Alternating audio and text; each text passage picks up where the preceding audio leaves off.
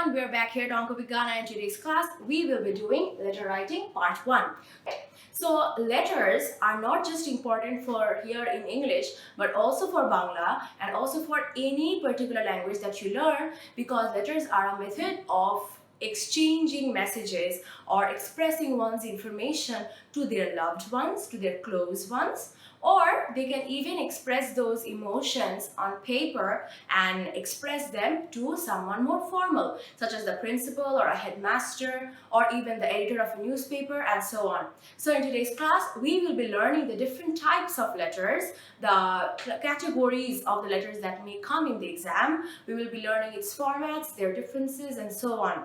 So you might also be wondering one other thing, that in this generation where technology has actually encompassed all of the segments, why are we still learning letters, right? This was the same question that arose in my head when I first learned English letters as well, because nowadays we don't see people writing letters anymore. The main reason being is that, yes, we know that there are not many people who still read or write letters. However, the art of writing, the art of mastering, and the art of communication actually gets expressed through your letters. Your letters are the places where you can actually express yourself, where I will see, or the examiner will see, whether or not you can fully be able to express what you want to say within just a piece of paper. Okay, so of course it's a very effective tool to understand how much a student has learned English or any other language of their choice. So without any further ado, now that our introduction part is done, let's look at the two different types of letters. Now at first we see the formal letters, where there is application, CV, email writings. In detail, we will be learning all three of these formats as well, okay? Then secondly, we see informal letters. So informal letters are those letters which we give to family and friends, meaning that this is a place where our emotions fully can be able to be spread. And formal letters are where it's more based on information, where we are requesting or devoting our sincere involvement in order for the other person to properly acknowledge what we are trying to say in a very formal and polite way.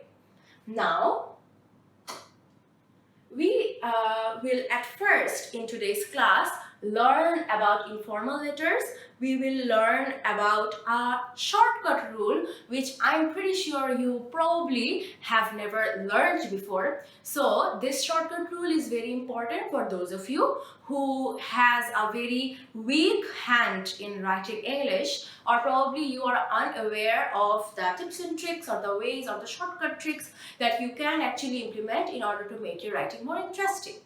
So let's see, this is the letter writing question model. So at first, because it's informal letters, what type of questions can come in the exam? Let's see.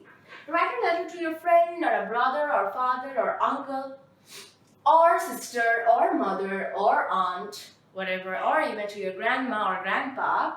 Describe an accident you have witnessed. So of course, if there is an accident in place, it means that I will of course have to describe how scared you were in the accident, what were your feelings and emotions in the accident, and so on.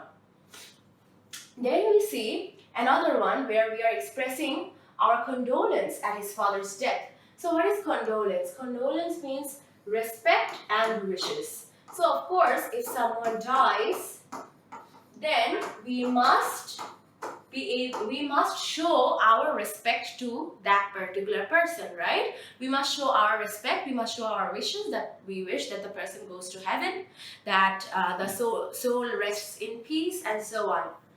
Describing the recent fair of your village. So in this case, no, it will not be informative. You will not just continuously explain what are the different things there are in your fair. Rather, you'll say what are the most favorite parts in the fair, what are your most disliked parts, what do you think that in the fair that you would like to change, and why you think this is the fair of your village that you like in a specific way. So basically what I'm trying to say is whatever topics that may come in your informal letter writing, you do not have to make it extremely informative.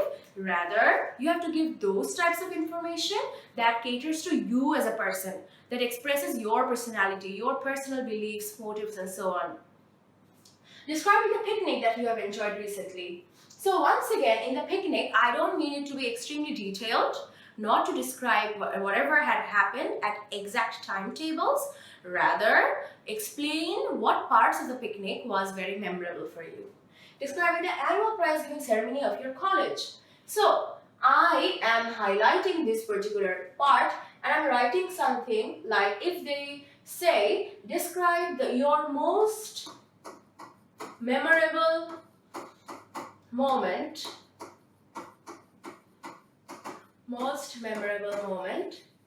in that case you can write the exact same topic. Why? Because if they tell you to describe your most memorable moment, it means that they're of course explaining, or they are wanting you to explain such a moment that had come in your life where you had won an award, or you have won something, or it was very memorable because you have achieved a different level of happiness. So, of course, in the same particular topic, you can also write it off with this manner. Then we see describing the spending of the last summer vacation. This is a very common one. So I'm just putting a star here. This is a very common one. This has come many times in your HSC exam. Suggesting how to improve your proficiency in English. Now, of course, we won't just be writing in bullet points that these are the ways that you should improve your proficiency in English. 1, 2, 3, 4. No. You can even write something which is called an anecdote. What is an anecdote? A-N-E-C-D-O-T-E. An anecdote is like a short story. So let's say you are writing a letter to your friend and then you want your friend to understand how interesting the particular thing that you are trying to say is. So let's say right now you are writing a letter to improve your proficiency in English. At this particular period of time, as you are explaining, you might even say, do you know what happened? Recently, I discovered a website called OngkoBiggan, and there I met the teacher Promi. So she has explained the English lessons beautifully, which is why right now I have slowly becoming more proficient in English, and so can you if you watch their videos. So see, just these 2 or 3 lines were like a small story, or like a small story from your own personal life, right? So if you want, you can put these types of small stories inside your letter as well. So this is called an anecdote. Then, so thanking him for the hospitality shown to you by him. So probably you have gone to his house, and now after you return, you have a lot of memories left by his place, and you are overwhelmed by the way that he has treated you, and now you are trying to say thank you as a very kind gesture, and you are also probably inviting him over next time so that you can do the same for him, and so on. Describing foods and food habits of the people of Bangladesh. Now, this particular topic, foods and food habits of the people of Bangladesh, this can also come as an essay. The essay topic can just be the foods of Bangladesh. In that case, what are we going to say? We are not going to say, do you know this, or have you or not remembered? We won't be asking questions at that particular time. What we will be doing is, we would just be writing it in an informative tone by only mentioning that in the summer we have delicious fruits, in winter we have a lot of vegetables, and so on.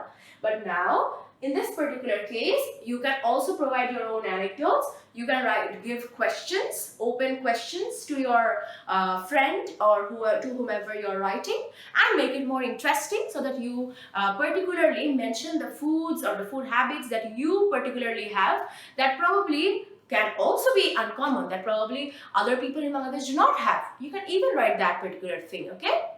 But you cannot do so in an essay writing. In an essay writing with the same topic, you cannot write your own personal beliefs or personal opinions, or you cannot provide any open-ended questions like that, right? You only have to give informative things which are general for the general people of Bangladesh. Okay?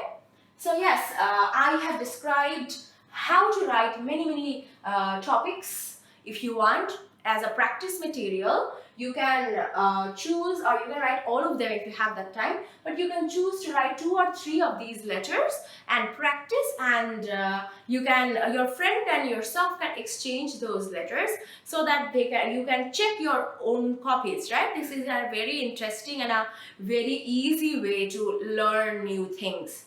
So yes, this is a special task that I'm giving you. Let's look at the shortcut method that I've already mentioned to you, right? So for writing any kind of information, informal or personal letter, this letter writing format can be applied in HSC exam with the shortcut method. This letter is composed based on some common formats of writing a letter. You can use the structure of writing a letter for an informal letter. Just as I've said that this is only composing of a few formats of writing a letter and giving off a little bit of information of what we really need to know. But of course, this format of letter writing is not a standard or an ideal format. You have to attach some information based on the topic of the question or letter writing. Because of course, the shortcut method that I'm providing is actually a very generic writing. A few sentences that you can use in any letter regardless of what the topic is. However, the topic is of course important and you must write according to the topic. You cannot just write gibberish and expect to get a lot of marks. But even if you do write gibberish, which I mean that even if you do write according to the format, and if you write a couple of sentences that you know that will come in any letter, you'll get some marks. You'll actually get half of the marks at least. So this shortcut method is only for those students who wants to get those half of the marks and be happy with it. So if you're a beginner, if you're someone who's learning English initially, in that case you can try this shortcut method for yourself, and once you're an expert, then slowly you do not need this shortcut method at all. You can write from your own language. Okay, so if you memorize this letter format, you'll be able to answer 90% of any questions of letter writing. So another disclaimer is this, that this particular shortcut method is not for all forms of letter formats. It is for informal letters, and it covers 90% of the most common topics. But we cannot actually assume that we will find it everywhere, right?